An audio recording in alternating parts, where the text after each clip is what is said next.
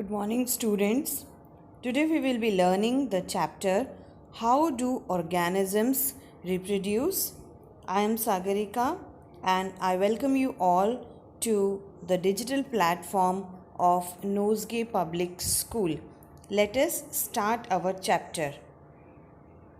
So, students, in this chapter, we will be learning about reproduction. That means, what is reproduction? What is the meaning of reproduction? What is the importance of reproduction?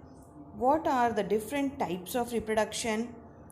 And uh, its different types, like what do we mean by asexual reproduction, what are the different types of asexual reproduction, then sexual reproduction in plants and animals. So the first question is that what do we mean by reproduction? Reproduction means producing young ones of own kind, अपने ही जैसे और young ones बनाने को, produce करने को reproduction कहते हैं. So reproduction can be of two different types. It can be asexual और सेक्सुअल. ये तो हम बाद में देखेंगे.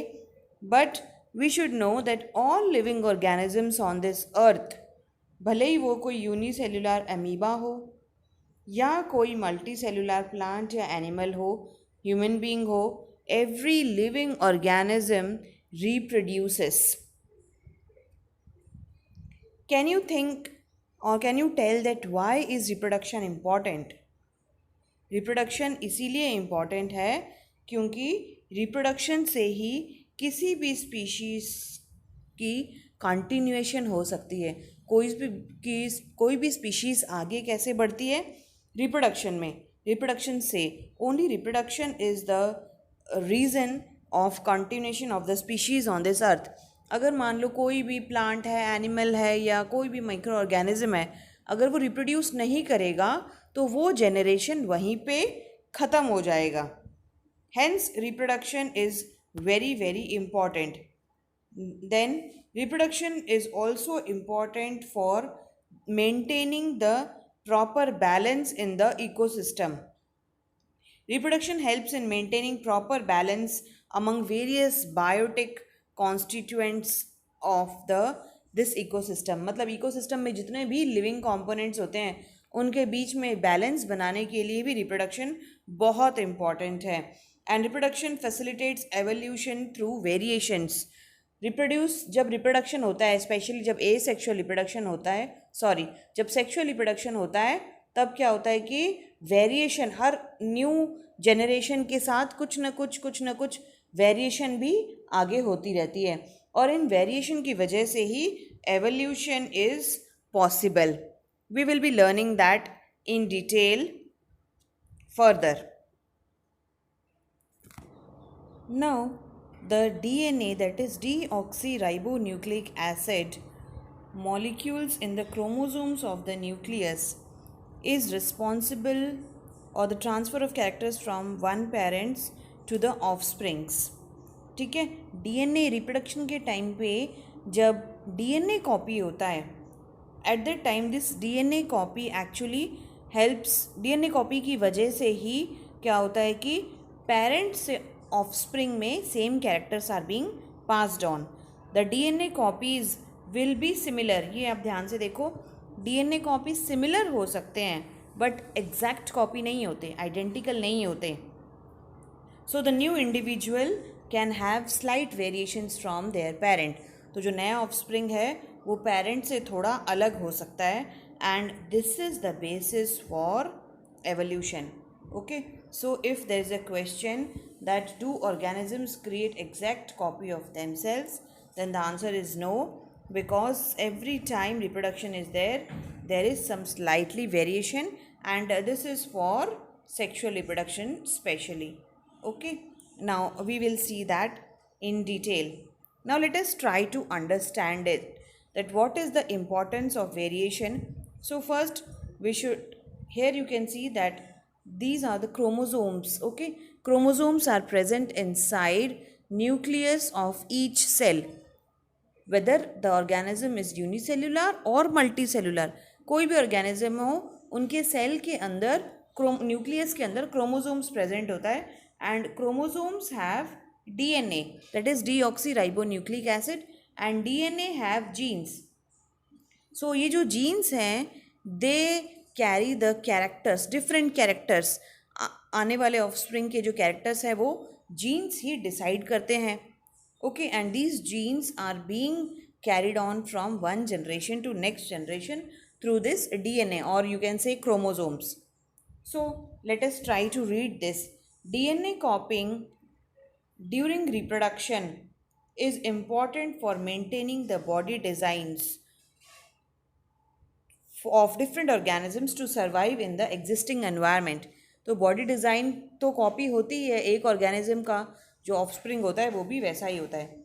But as the environment is changing constantly, क्योंकि एनवायरनमेंट जो है वो लगातार बदलता रहता है, इसीलिए for example temperature is changing, climate is changing, okay, the availability of different food items is changing, क्योंकि ये चेंज होता रहता है. इसीलिए अगर कोई organism for example high temperature में सर्वाइव नहीं कर सकता, but if there is some variation then that organism can survive.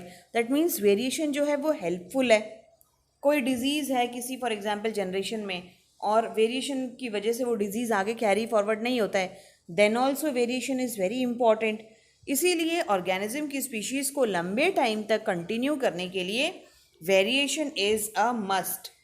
Okay, now if organisms cannot adjust themselves to the changes in the environment, then their species will become extinct. है ना, environment में जिस तरह से changes हो रहे हैं, अगर कोई भी species उन changes के according खुद को adjust नहीं कर पाएगी तो क्या होगा? The particular organism or the particular species will extinct. organism तो क्या extinct होगा, उनका species जो है वो extinct हो जाएगा. So if there are variations in some individuals of a species, they may be able to survive the changes in the environment. So अगर generations में अगले generations में थोड़ी थोड़ी variations होती रहेगी तो changing environment के साथ वो खुद को adjust कर सकते हैं और इस तरह से अपनी species को आगे बढ़ा सकते हैं.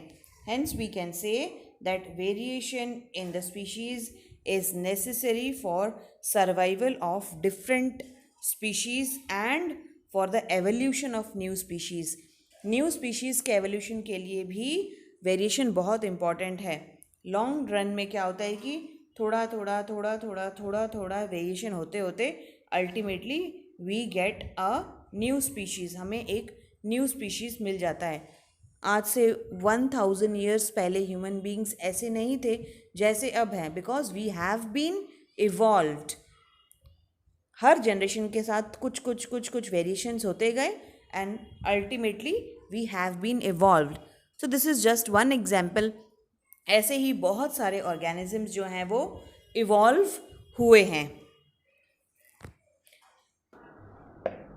Now let us see that what are the two different types of reproduction.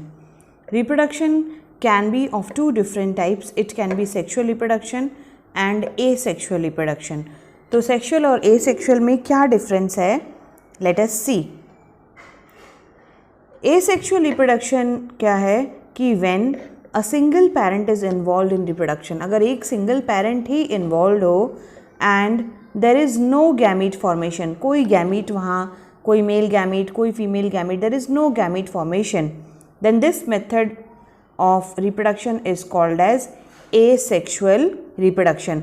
Asexual reproduction generally unicellular organism and कुछ multicellular plants and animals में भी देखा जा सकता है, but mostly it takes place in simple unicellular organisms. Now next is sexual reproduction. तो sexual reproduction में क्या होता है कि where two parents are involved and obviously gamete formation takes place. Male gamete form होता है, फीमेल गैमीट फॉर्म होता है. Okay, so such type of reproduction is called as sexual reproduction. Okay, so reproduction हमारे दो तरह के हो गए, एसेक्सुअल एंड सेक्शुअल. तो हम ये दोनों ही तरह के रिप्रोडक्शन पढ़ेंगे one by one. First we will learn about asexual reproduction. Asexual reproduction में हम कुछ डिफरेंट टाइप्स ऑफ रिप्रोडक्शन के मेथड्स पढ़ेंगे, जैसे कि फर्स्ट है फिजन। ओके, फिजन में भी हम 2 डिफरेंट टाइप्स देखेंगे, binary fission and multiple fission. Binary fission के बारे में हमें थोड़ा बहुत पहले से पता है, and we will be learning about multiple fission also this time. Then asexual reproduction के दूसरे टाइप्स में आपके आता है वेजिटेटिव प्रोपगेशन।